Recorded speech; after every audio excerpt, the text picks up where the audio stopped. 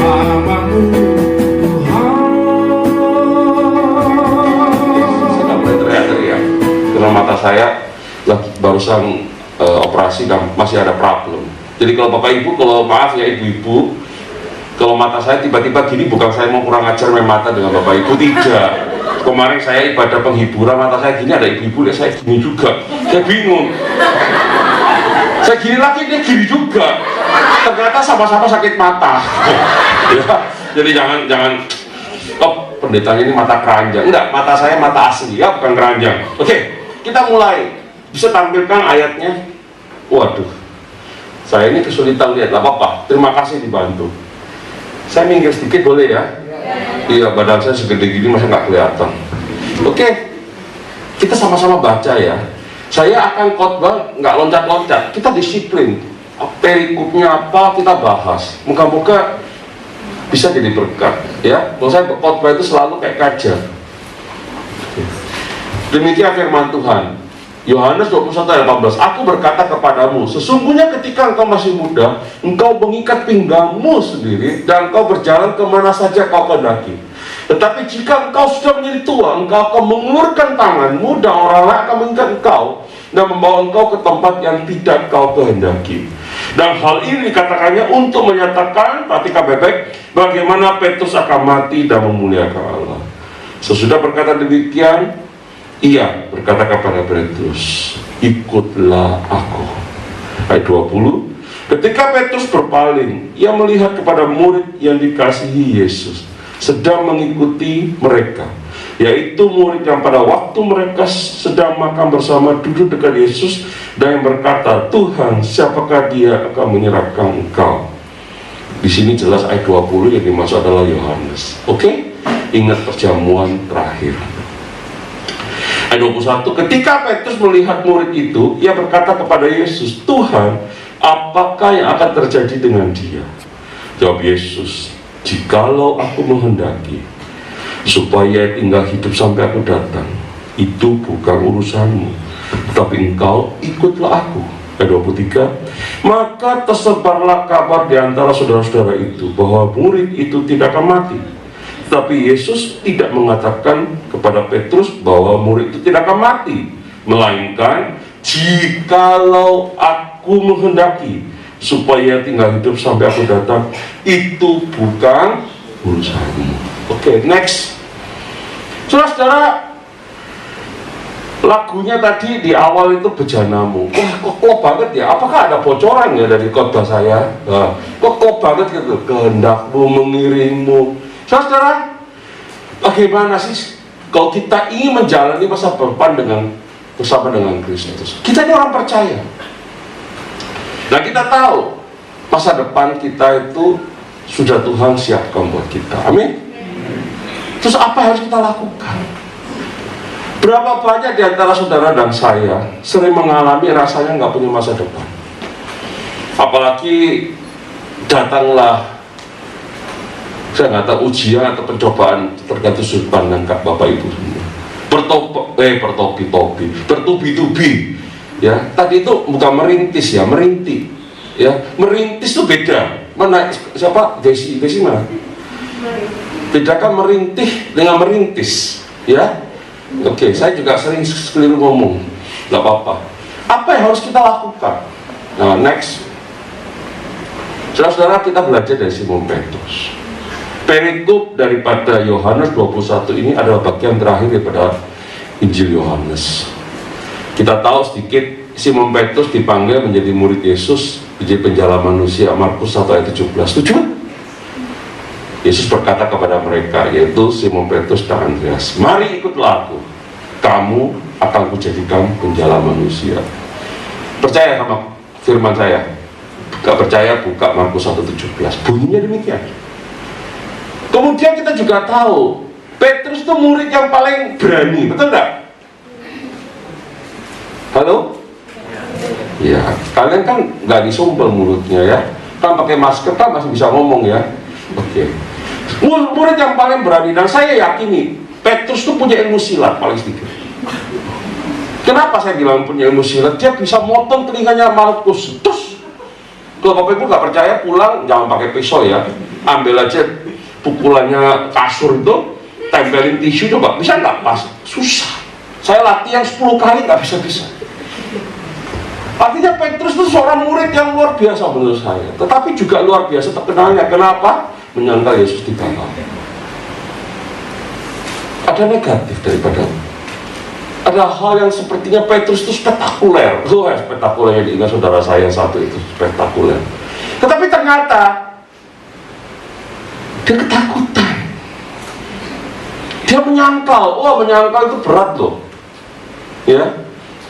Oke. Kemudian kita tahu juga pada saat Yesus bangkit. Kalau kita melihat berikut Yohanes 21 ini ayat 14, saya akan bacakan sedikit sebelum 18 berarti. Itulah ketiga kalinya Yesus menampakkan diri kepada murid-muridnya sesudah ia bangkit dari antara mati. Sebelum Yesus naik ke surga, Yohanes 21 berkata, itulah ketiga kalinya Yesus menampakkan diri kepada murid-muridnya. Berarti sebentar lagi Yesus akan naik ke surga. Itu di ayat 14. 15, 16, 17 itu sangat terkenal. Tuhan Yesus berkata kepada Simon, apakah engkau mengasihi aku lebih daripada mereka ini? Iya Tuhan. Tuhan tanya lagi, apakah engkau mengasihi aku? Iya Tuhan. Apakah engkau mengasihi aku? Ya Tuhan, kau tahu. Saudara-saudara, perikop itu, menurut saya, bagi saya, itu adalah suatu perikop di mana Tuhan punya suatu kesempatan, atau Tuhan ingin Petrus mengalami suatu pemulihan secara pribadi. Murid lain gak dibahas di sana. Petrus ingin ditanya Tuhan, apakah kau mengasihi aku? Petrus jawab 3 kali. Itu sangat terkenal, saya gak akan bahas ayat itu. Tetapi kalau saya boleh berkata, itulah di mana Petrus itu diberi kesempatan untuk dipulihkan. Kemudian kita masuk ke ayat 14 tadi. Next. Yang pertama, ayat 18, aku berkata kepadamu, sesungguhnya ketika engkau masih muda, ya, engkau mengikat pinggangmu sendiri. Berarti kan, engkau akan berjalan kemana saja yang kau kehendaki. Artinya, saudara, kata sesungguhnya adalah sesuatu yang Yesus akan berkata sesuatu yang merupakan urutan yang sebenar-benarnya, sesuatu fakta, bukan seandainya. Bisa bayangkan ya, bukan perumpamaan. Waktu engkau muda Petrus, engkau bisa melakukan apa yang engkau mau. Engkau bisa mengikat pinggangmu sendiri. Woi, teman-teman berkata, Pak, ikat pinggang sendiri aja, bukan itu maksudnya bersiap-siap. Engkau bisa kemana saja engkau kendaki. Saudara-saudara, saya barusan kena serangan mata di akhir November kemarin. Untuk ke kamar mandi saya nggak kuat, untuk berdiri saya nggak kuat. Dan saya justru waktu ditelepon Pak Gembala, saya tanya dulu gerejanya di mana, karena saya kesulitan menyetir. Ya, saya kalau nyetir itu hati-hati banget. Kecepatan saya itu rendah, malah tak tulisi baby on board. Tapi dilihat kok model saya bukan baby lagi, kan repot loh. Nggak ngerti ya kalian ya, nggak apa-apa. Yang tertawa terlambat, lebih baik terlambat daripada tidak. Ya, selamat ulang tahun. Bapak Ibu, sesuatu fakta. Suatu fakta. Next. Poin pertama yang saya bagikan buat kita harus meyakini bahwa masa depan ada di tangan Tuhan. Kalau engkau dan saya ingin menjalani masa depan bersama Tuhan, kau harus yakin dulu bahwa masa depan akan di tangan Tuhan. Sama dengan gini, habis ibadah ini seandainya bukan sesungguhnya ya, seandainya. Setelah ibadah ini saya ngajak teman-teman, setelah ibadah ini kita sama-sama ke Sanur makan sate di bawah pohon. Sate di bawah pohonnya Sanur, bukan sate di bawah pohon yang satunya. Oke. Bapak Ibu mau ikut saya enggak? Ikut lah. Ikut lah, kenapa kamu ikut? Mau makan lah. Mau makan? Saya sedikit kecewa. Saya pikir dia akan berkata, iya saya yakin Pak Effendi akan naktir saya lah. Atau mungkin dia bagus, dia berkata, iya makin. Artinya dia yakin bahwa di sana ada sate, betul nggak? Iya. Saudara-saudara, kalau engkau tidak yakin dengan masa depanmu bahwa ada di tangan Tuhan, engkau nggak mungkin ikut dia. Setuju nggak? Justru kita sering berkata, Tuhan, aku ini pengikutmu, aku ini muridmu. Tapi kita sendiri nggak yakin. Saudara-saudara, banyak hal yang kita alami. Saya belajar banyak dari kehidupan saya yang memang dulu juga nggak karu-karuan, dan sekarang pun masih banyak nggak karuannya. Tapi saya belajar, Tuhan, saya masih hidup dan saya percaya ada masa depan yang di tangan Tuhan. Saya ini anakmu Tuhan, Engkau mati di kayu salib menebus saya. Tentu saya harus percaya. Jangan kita percaya sama Tuhan itu hanya mati di kayu salib. Amin. Siapa di sini percaya sama Tuhan bahwa Tuhan Yesus sudah mati di kayu salib buat kita? Tapi yang lain kita nggak mau. Saudara-saudara, yang lagi pacaran siapa di sini? Boleh nggak percaya sebagian toh? Yang suami istri ya suami istri. Saya percaya pada awal bulannya tanggal 1 sampai tanggal 5. Setelah tanggal 5 sampai 20 itu kira-kira setengah percaya. 25 sampai 30 tidak percaya sama sekali. Nggak bisa Bapak Ibu. Artinya kita percaya itu harus yakin dulu. Ya Tuhan, aku tahu masa depan. Kenapa? Ayat ini menjelaskan demikian. Selanjutnya ya, next. Tetapi jika engkau sudah menjadi tua, engkau akan mengulurkan tanganmu dan orang lain akan mengikat engkau dan membawa engkau ke tempat yang tidak kau kehendaki. Saudara-saudara, Petrus waktu Tuhan berkata kepada dia seperti tanda masih muda. Perhatikan kata, ketika engkau sudah menjadi tua, engkau akan. Berarti kan belum peristiwanya kan? Setuju sampai sini? Artinya Tuhan Yesus tahu Petrus akan mengalami. Pada saat nanti Petrus, saya tahu kita semua bakal tua. Yang hari ini merasa dirinya masih umur 20, perutnya masih kencang, jangan sombong. Besok 60 juga tua. Melihat dari samping, saya kemarin di foto sama istri saya lagi masak ikan kecil. Di foto, waduh dagu saya jatuh banget. Tak delete, fotonya cuma satu. Ya tidak bisa, dagu ini pasti jatuh. Ditarik kayak apapun, tetap jatuh. Justru ibu-ibu kalau nggak usah repot-repot, tarik sana, tarik sini. Artinya kita akan mengalami itu, tapi kita nggak tahu bagaimana. Tuhan tahu. Tuhan berkata nanti engkau akan menjadi tua, pasti kita tahu semua. Engkau akan mengulurkan tanganmu dan orang lain akan mengikat engkau. Artinya sehebat-hebatnya Simon Petrus, ada saatnya kamu tidak berdaya. Hal ini mengingatkan kepada kita dua hal. Satu, Tuhan tahu apa yang di depan. Kedua, kita ini sangat terbatas. Perhatikan Bapak. Kalau engkau dan saya hari ini adalah orang yang terbatas, sangat terbatas. Kita bisa apa untuk masa depan? 2 menit lagi kita nggak tahu apa-apa kok. Jangan bilang gitu Pak. Loh, saya pernah ketemu pendeta yang begitu dia ngomong gini, tak mati langsung. Ada banyak kan kita nggak tahu. Ya moga-moga pendeta ini sehat terus ya. Yang pakai batik dua-dua sehat ya, amin. Saya ini penasaran Pak Martin itu yang mana tuh? Nggak datang. Oh mungkin doanya kepanjangan masih ya.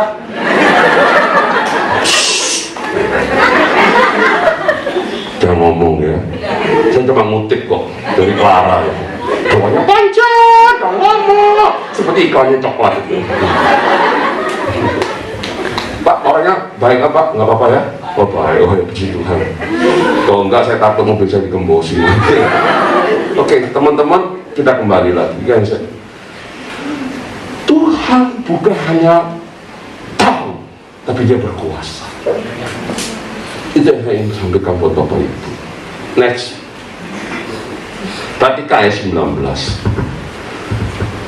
Dan hal ini dikatakannya untuk menyatakan bagaimana Petrus akan mati dan memuliakan Allah. Sampai sini dulu. Perhatikan baik-baik.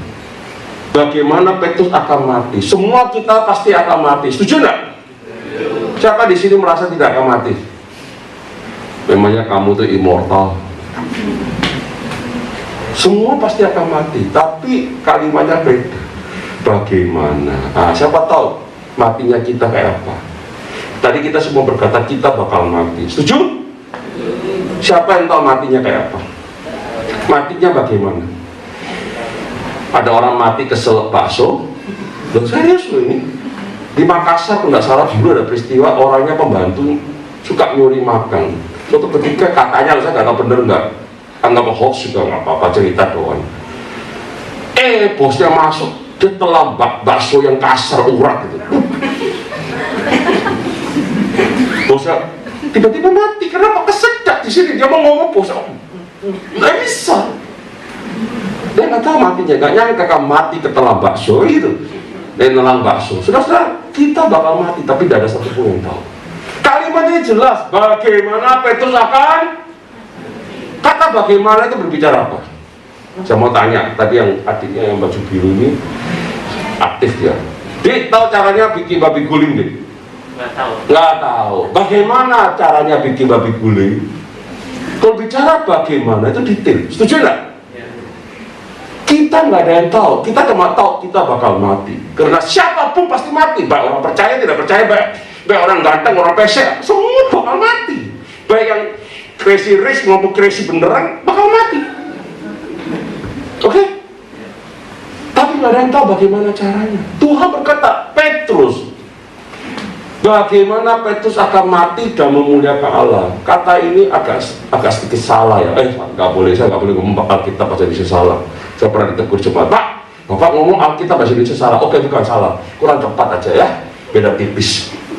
Terjemahan ini kurang tepat. Seharusnya bunyinya begini, bagaimana Petrus akan mati memuliakan Allah. Kata Daniel itu tidak perlu. Kalau tidak percaya, periksa bahasa aslinya maupun bahasa Inggrisnya.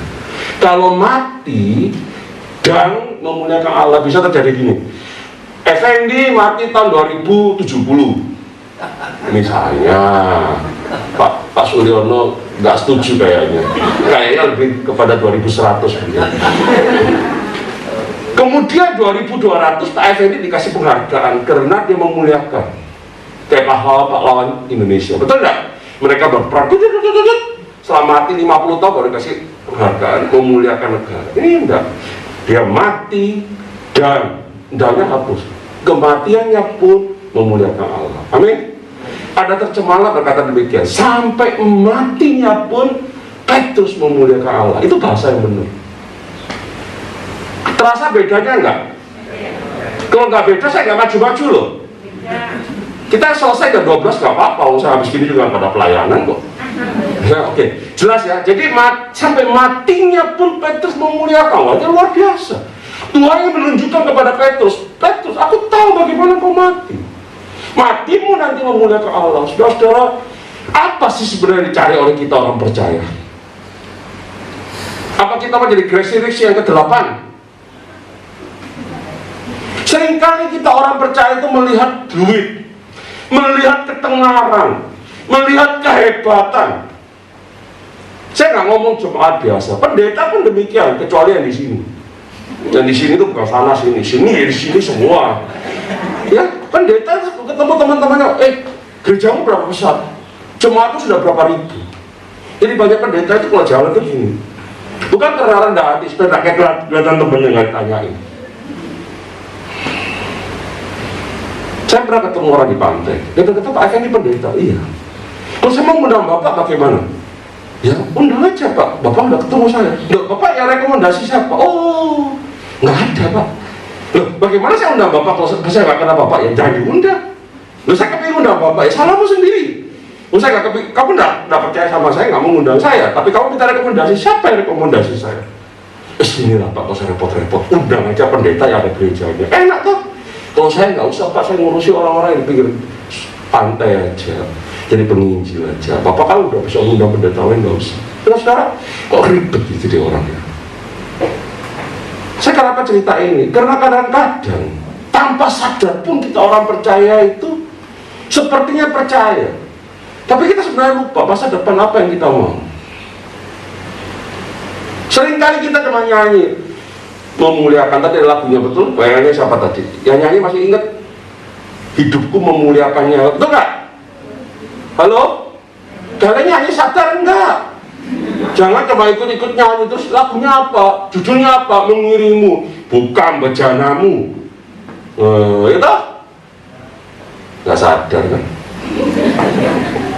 Kita ngomong itu, tapi kita sendiri, Tuhan, kenapa masa depanku seperti ini ya? Baru mengalami begitu banyak hal yang gak enak, terus berkata, Tuhan mana janjimu? Hei, Hidup kita ini bukan di sini tujuannya. Hidup kita itu sampai kekekalan. Teman-teman ingat ceritanya Yusuf enggak? Yusuf bukan yang jual sate. Yusuf yang di Kejadian. Coba Bapak Ibu bayangkan, kalau Kejadian 37, 38, 39 stop. Kira-kira Yusuf itu ceritanya berakhir di mana? Penjara. Pak, percuma Pak jadi orang Kristen jujur baik pun masuk penjara, kapok. Enggak. Kita ini seringkali berkata tahu Alkitab tapi kita nggak jalaninya. Saudara-saudara, saya ini terakhir ini agak susah untuk baca. Lihat TV pun saya sangat kurangi. Jadi saya banyak merenung. Tapi justru di dalam kelemahanku ini saya merasa banyak hal yang perlu saya koreksi dalam hidup saya.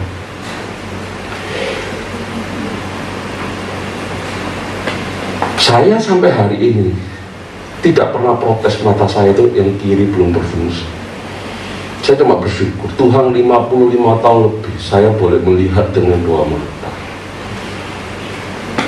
Kalau hari ini saya itu mata saya yang kiri tidak berfungsi, ya bersyukur, jangan melihat yang aku nggak pernah nyewa mata saya sama Tuhan, betul nggak?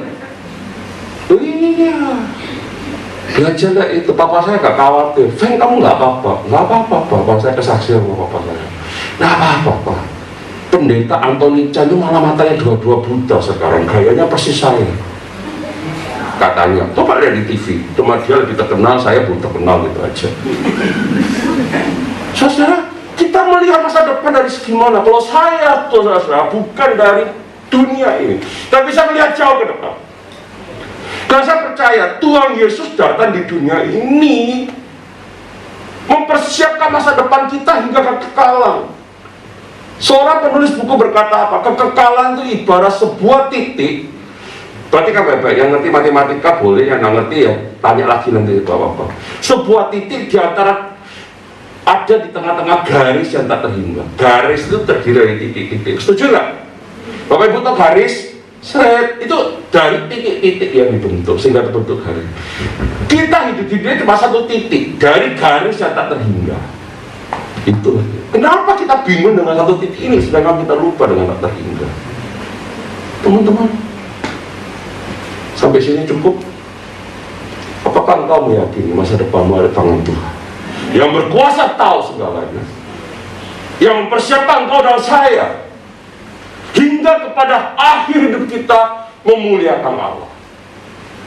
Bukan kau jadi terkenal, kaya raya, enggak. Kalau ada orang ikut Kristen, jadi Kristus, dia jadi kaya raya, keliru. Yesus pun tidak punya rumah, Yesus gak punya harta, maka mati pun pinjam kuburan. Tidak pernah ditemukan sertifikat atas nama Yesus. Karena bukan itu tujuannya. Tapi kita punya rumah di surga, kekal, yang tidak bisa dibeli oleh siapapun, yang dibangun oleh Allah kita, buat kita. Amin. Percaya itu, baru kita bisa melangkah. Kalau nggak percaya jangan ikut. Yang kedua, next. Ya, saudara-saudara, ini sudah saya bahas ya. Masa depan mulia itu apa? Sudah saya bahas hingga kepada kekekalan. Next. Yang kedua, depan bersamamu. Kita lupa, tidak melakukannya, memanfaatkan dengan bijak berkat dari Tuhan. Oh, memanfaatkan dengan bijak berkat dari Tuhan. Perhatikan baik-baik. Sesudah mengatakan demikian, ia berkata kepada Petrus, ikutlah aku. Setuju ya? Ayat 19 saya kan gitu ya? Kalian gitu setuju atau enggak? Seharusnya kalau saya tanya, Dik, saya pura-pura jadi Yesus ya, Dik ya? Atau kamu jadi Yesus, siapa jadi Petrus? Loh, saya kasih pilihan, nggak mau, nggak apa-apa. Atau jadi Yudas. Oke, kamu jadi Yesus dia. Sesudah mengatakan demikian, baca deh yang keras itu. Sesudah mengatakan demikian, ia berkata kepada Petrus, ikutlah aku. Seharusnya kalau Yesus, guru Tuhan, itu berkata kepada Simon Petrus, ikutlah aku. Jawabnya Petrus harusnya apa? Pak Yonatan tanya saya, Pak Efekri, Bapak nanti mau ikut tidak? Saya diam aja. Ada 3 pilihan, jawabnya 3, diem atau ikut. Betul nggak? Tapi bagaimana dengan reaksi Simon Petrus? Next. Ketika Petrus berpaling, saya singkat aja ya. Waktu Yesus tanya dia, seharusnya Petrus itu menjawab, betul nggak? Atau berkata, tunggu, saya mikir.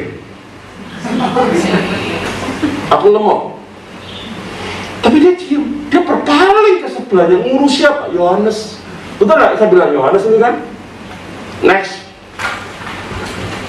Ketika Petrus melihat murid itu, ia berkata pada Yesus, Tuhan, apakah yang terjadi dengan Yohanes ini? Itulah kita. Bahasa zaman sekarang itu kepo. Kepoin orang, urusan lu nggak lurus, tanggung jawab lu nggak ngurus, lu ngurusi si Yohanes. Yesus tanya sama Petrus, ikutlah aku. Dia enggak, malah ngurusi. Ya Tuhan, apa yang terjadi dengan Yohanes? Saudara-saudara, seringkali kita itu dikasih kesempatan sama Tuhan. Ikutlah aku kasih kamu masa depan yang mulia. Tapi kita lebih senang ngurusi yang lain. Tuhan kasih kita kesempatan, kasih kita berkat. Saudara-saudara, saya pernah mengembalakan kurang lebih 8 tahun. Jemaat saya jemaat yang sangat sederhana. Pernah juga saya di GPI menjadi tim gembala. Mulai 2000, tidak salah ya, 2014 sampai 2019 sebelum saya pindah ke Bali. Itu saya tim gembala di salah satu gereja, 2 gereja di GPI Surabaya. Tapi sebelumnya saya di gereja satu lagi jadi tim gembala, kemudian diminta jadi gembala sidang. Saudara-saudara, saya mengalami banyak pengembalaan, konseling dengan jemaat saya. Jemaat saya itu orang yang sederhana, baik cara pendidikan maupun secara ekonomi. Mereka itu lebih pusing tidak merokok daripada tidak makan.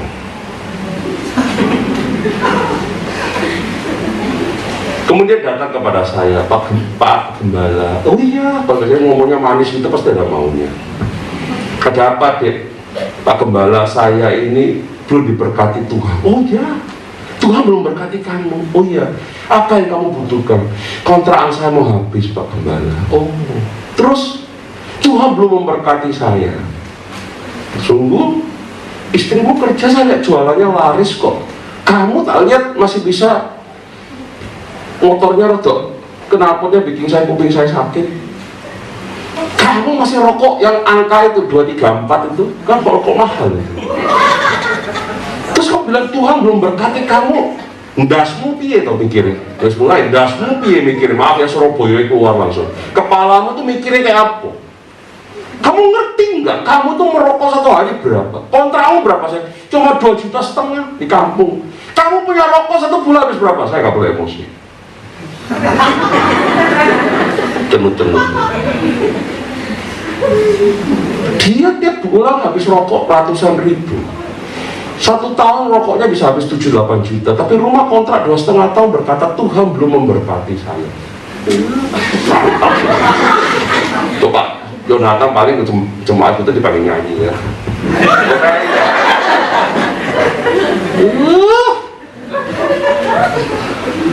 Susah banyak kita kayak gitu dah.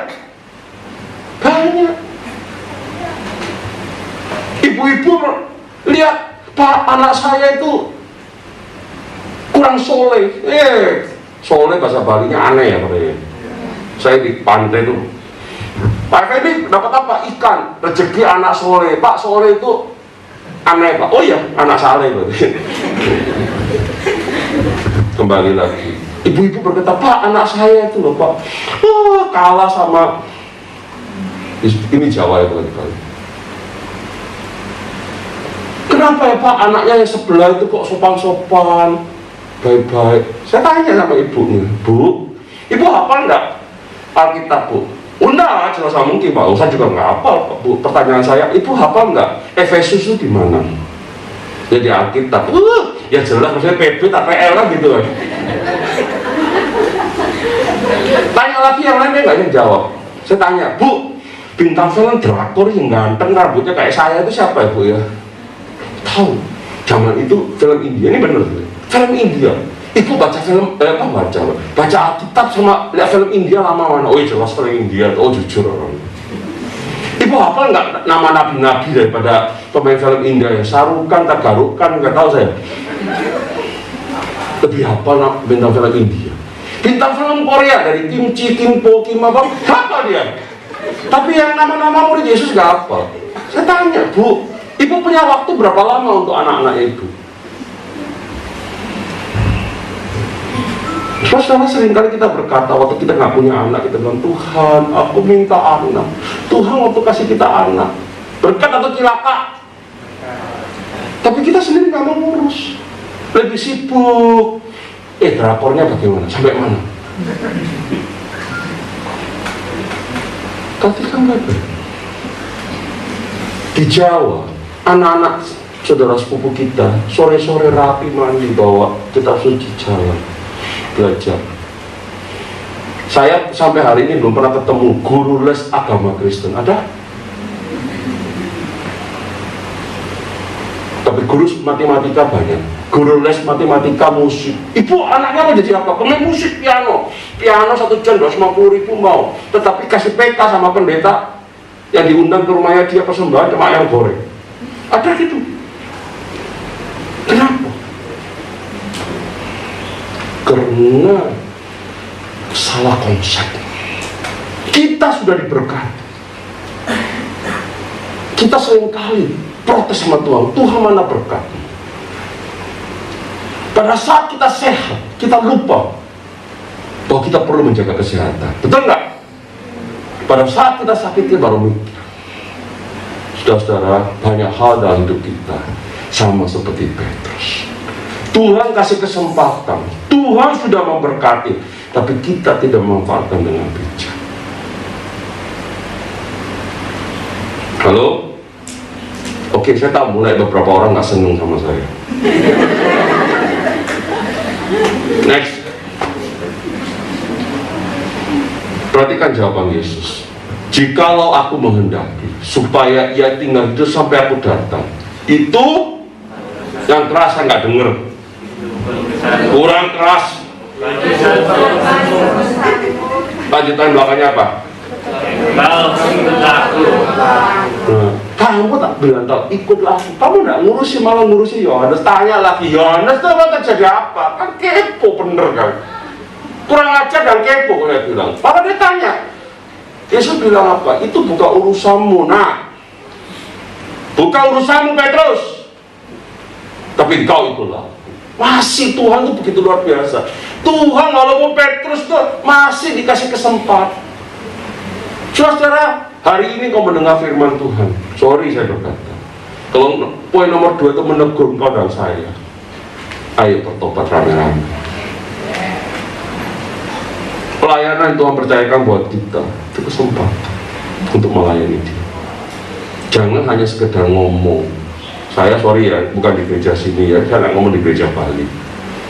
Saya kena satu hamba Tuhan, wah lagu seneng aja, apa lagunya itu, sampai mati pun ku persembahkan seluruh hidupku. Waduh, padahal mau ibadah persiapannya nggak karu-karuan. Serius. Kenapa saya bilang nggak karu-karuan? Mau khotbah mana aja bingung, masih belum tahu mau khotbah. Bagaimana bisa jadi hamba Tuhan? Kita belajar, Tuhan sudah memberkati kita. Jemaat baca itu, kemurahan Tuhan itu sehingga kita boleh pelayanan. Seringkali kita berkata kemurahan Tuhan, anugerah Tuhan hanya bicara kesehatan, kekuatan, rezeki. Enggak. Berapa banyak di antara kita berpikir bahwa kesempatan melayani Tuhan itu adalah anugerah.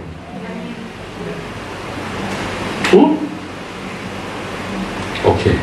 Biarlah ini menjadi teguran Yesus buat kita. Dan kita berkata, Tuhan, kalau aku masih boleh mendengar firman, aku masih boleh hidup, saya ingin sungguh-sungguh menggunakan berkat yang Tuhan berikan. Lihat sekeliling, ada anakmu, itu berkat dari Tuhan. Ada istrimu, berkat dari Tuhan. Ada suamimu yang tambah gendut, tambah ngorok, itu berkat dari Tuhan. Serius saya ngomong. Teman-teman saya itu banyak yang berangkat dulu kena COVID. Pada saat mereka belum berangkat, istrinya mereka atau suaminya mungkin merasa begitu kehilangan. Wow, baru tahu rasanya. Saya tidak mensyukuri mereka kapok apapun, enggak. Kalau Tuhan masih beri kesempatan, gunakan itu baik-baik. Amin. Next. Yang terakhir, mengikuti Tuhan dengan benar dan totalitas. Pak Effendi, ayatnya mana? Maka tersebarlah kabar di antara saudara-saudara itu bahwa murid itu tidak akan mati. Jadi orang Kristen sering gagal paham, betul nggak? Sedikit refresh.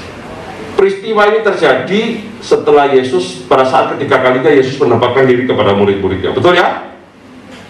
Berarti di akhir daripada pelayanan Yesus. Setuju? Kenapa kok Yesus sampai berkata, ikutlah aku 3 kali? Ikutlah aku 2 kali. Memangnya Simon Petrus belum ikut Yesus? 3 tahun lebih loh Simon Petrus nemeni Yesus. Tapi kenapa Yesus berkata, ikutlah aku?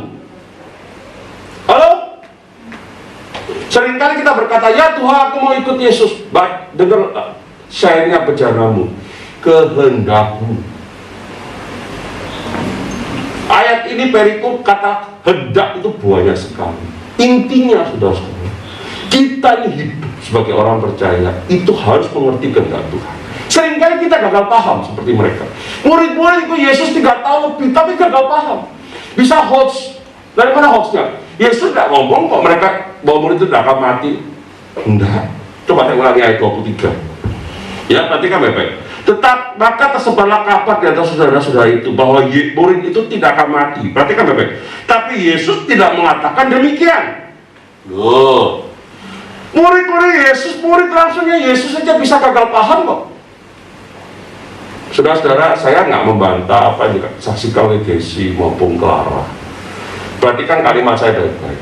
Seringkali kita sebagai hamba Tuhan atau orang Kristen berkata, Tuhan pasti menyembuhkanmu. Saya ketemu orang di pantai, seorang hamba Tuhan, ya aktivis ya. Dia ketemu di saya, dia bilang, Pak ini lama gak ketemu? Oh iya betul. Sama istrinya, oh iya Bu, shalom. Saya cerita sedikit, iya mata saya beroperasi. Tuhan pasti menyembuhkan. Saya bilang, belum tentu Pak. Wah, Bapak gak beriman. Oh iya. Pendeta dibilang gak beriman, ya wes terserah dia bukan Tuhan. Bro.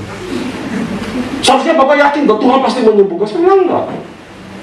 Belum tentu Tuhan menyembuhkan, tapi Tuhan pasti menolong. Perhatikan bedanya di mana? Tuhan pasti menolong, amin. Belum tentu sembuh. Karena setelah suratnya Korintus itu Paulus ngomong, aku 3 kali berseru. Tuhan bilang enggak. Justru dari penelitian, ini direkam ya, tapi oke. Dari penelitian suatu badan tertentu, justru orang non Kristen banyak mengalami mujizat.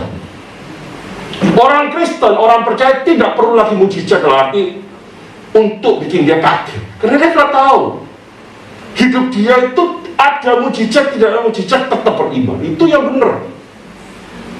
Saya setuju banget dengan pendeta Bigman Sirai. Iman kita itu bukan tentu kalau mujizat, tapi iman kita sudah ada bersama dengan Yesus. Perhatikan kalimat saya baik-baik. Tuhan pasti menolong, amin. Tuhan pasti menyembuhkan, belum tentu.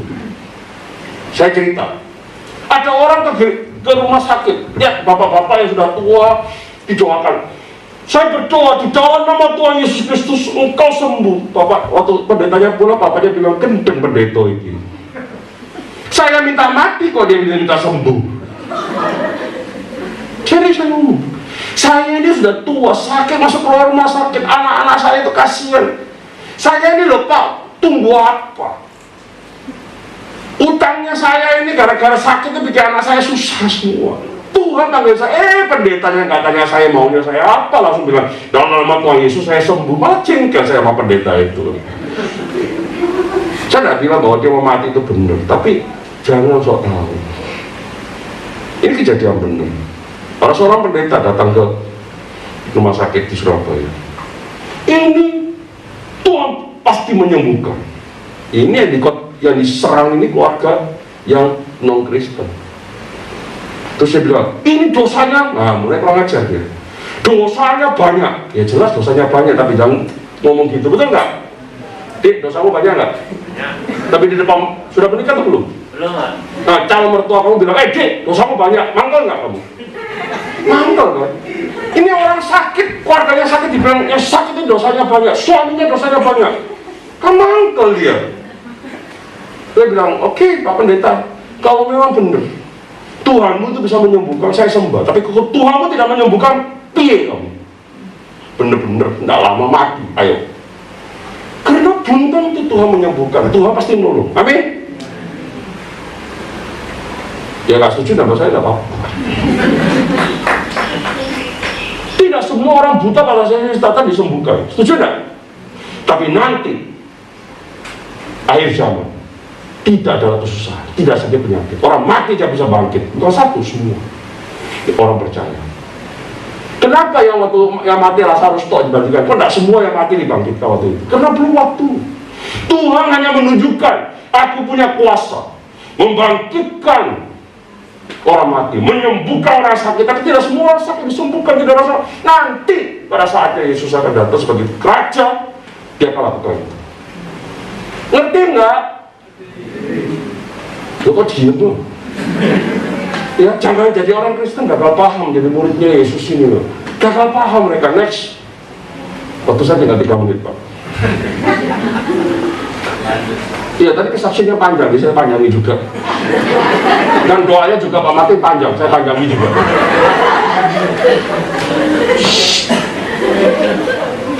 Untung yang nentuin saya diundang nggak Pak Yonatan, bukan Pak Martin. Oke, lanjut. Kasihnya Pak Martin, telinganya cedut-cedut di matanya cedut. Oke, tadi kan bebek. Oke, sorry Pak Martin. Bahwa murid itu tidak akan mati, berarti kan bebek yang kuning. Tetapi Yesus tidak mengatakan Petrus bahwa murid itu tidak akan mati. Saudara, kita jadi orang percaya harus memahami pribadi Allah, cara kerja Allah. Amin. Saya sangat percaya Tuhan kita mampu menyembuhkan, jelas. Mampu, angin, ribut, badai, topang, tsunami, apapun mampu ditaklukkan. Mampu, tapi nggak semua ditaklukkan. Dia punya kehendak. Tuhan bisa pakai berbagai cara untuk kebaikan. Sampai sini jelas. Saya sangat percaya Tuhan mampu melakukan segala perkara. Saya percaya itu. Tapi tidak semua Tuhan lakukan, karena belum waktu. Tuhan pasti mampu menyembuhkan saya. Mampu, iya. Tapi Tuhan pasti menyembuhkan saya, boten. Jangan-jangan nanti saya sembuh jadi sombong. Amin. Berapa banyak orang Kristen, saya ini direkam, saya nggak sebut kota di mana. Ada orang Kristen, waktu dia sakit, dokter Indonesia berkata dia kanker. Kita doain dia sama rame-rame, bukan saya doain, kita rame-rame doain. Dia berangkat, singkat cerita balik. Saya ingat sekali, waktu itu saya di perjalanan, saya telepon dia dari kereta api. Pak, bagaimana hasilnya? Dia bilang, dokter di sana berkata tidak ada apa-apa. Oh iya? Dan dokter Indonesia 2 ahli itu berkata kanker. Topnya Surabaya berkata kanker. Dia bilang di sini bilang nggak apa-apa, malah saya dites 3 kali nggak apa-apa. Puji Tuhan. Kemudian ketemu saya berkata puji Tuhan ya Bapak disembuhkan, tidak perlu operasi, tidak perlu dikerok, tidak perlu. Dia berkata apa? Pak, terlalu kecil Pak mujizat Tuhan. Orang seperti ini jujur saja tidak mengaku, tidak tahu diri. Setuju nggak Bapak Ibu? Saya pernah mendoakan orang harus operasi batu ginjal. Setelah saya doakan, besok pagi saya ditelepon, pagi-pagi jam 9, telepon. Halo, ya, Bu, iya. Bagaimana? Kenapa telepon? Iya Pak, puji Tuhan Pak. Bapak, batu ginjalnya hilang. Apa? Ginjalnya hilang? Enggak, bukan, batunya aja hilang. Oke, puji Tuhan. Kalau ginjalnya hilang repot ya. Batu ginjalnya hilang, dokter periksa nggak ada. Ajaib nggak? Tapi saya doain mati juga banyak. Doain ternyata mati. Ya nggak apa-apa, saya nggak pernah doain dia hidup panjang kok. Saya berdoa, Tuhan tolong, kalau Engkau mau kasih dia umur panjang, kasih. Tuhan kita punya cara kerja itu jelas di Alkitab. Jangan kita ngotak-ngotak itu. Amin. Jadi orang Kristen juga jangan PHP, jangan gagal paham. Ketemu orang sakit, Tuhan pasti menyembuhkan. 2 hari lagi Bapak dapat undangan ibadah penghiburan. Bagaimana caranya? Kita berkata Tuhan mampu menyembuhkan. Yakin itu, amin. Tuhan pasti nolong, yes.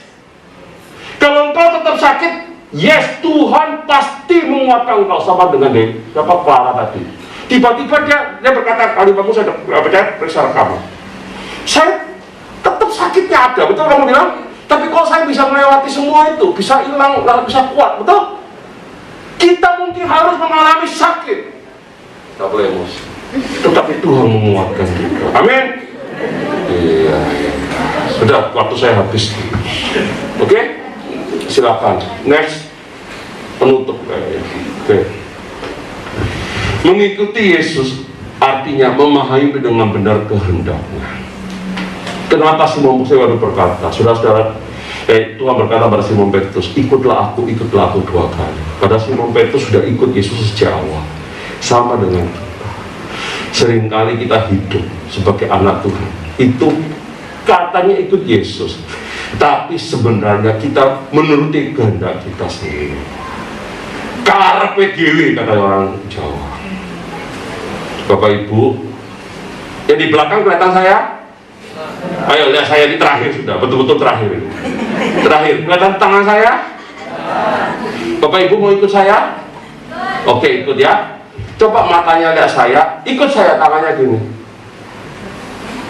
Itu nggak mau dia cuma gini toh. Sebenarnya bisa dia pegang kamera. Oke, terima kasih. Tangan satunya. Oke, terima kasih. Kalian loh sama Effendi aja nurut, kenapa Pak Yesus nggak menurut? Haleluya. Setuju? Oke. Next. Ini betul-betul terakhir. Ah, betul kan? Gak percaya. Saudara-saudara, nanti Pak mau izin Pak kalau berkenan dibagi ke jemaat ya Pak ya, PowerPoint-nya. Saya udah kasih ke itu. Ya. Kita jalani firman masa depan dengan Yesus dengan 3M, bukan 3 miliar, 3M. Meyakini masa depan ada di tangan Tuhan. Kalau engkau nggak yakin, jangan ikut. Omong kosong. Amin. Adik yang baju krem suami istri atau pacaran masih? Oh kebetulan deh. Yang cewek maaf ya Dik ya. Siapa namanya Dik? Tara. Oh dia ada taranya. Dik, kamu yakin nggak sebelah kamu punya masa depan? Kok yakin? Kamu tahu? Oke, guyon ya. Karena dia yakin. Dia ngomong. Orang tuanya ikut nggak ke gereja ini? Oh mama ya, ibu ya. Bu, kok mau anaknya diajak jalan sama laki ibu? Pernah nggak periksa KTP kan? Kok terbalik ya? Hah? Oh mamanya laki. Oh sorry bu. Kalian itu dengan saya khotbah tertawa lebih banyak daripada aminnya. Oke, tapi tidak apa-apa. Yang penting kita sukacita dengan firman masuk dalam hidup kita. Kita tahu meyakini masa depan tangan Tuhan. Amin. Yang kedua, Tuhan sudah memberkati kita. Amin. Manfaatkan dengan benar. Lihat pulang rumah lihat anak kita perut dirangkul. Nggak, sorry ya, mama mungkin terlalu banyak lihat film India, lupa sama orang. Papa mungkin terlalu banyak mancing, mainan burung, kurang perhatiin kamu. Oh istriku, rambutku sudah banyak ubannya, sini saya semirkan. Oke? Oh papa, kukumu sudah hitam-hitam, ayo mari saya pedicure, manicure. Bukan masalah pedicure, manicure ya, tapi waktu bersama, mumpung masih hidup. Amin. Oke, saya nggak berani ngomong potong rambut, saya nanti ada yang tersinggung.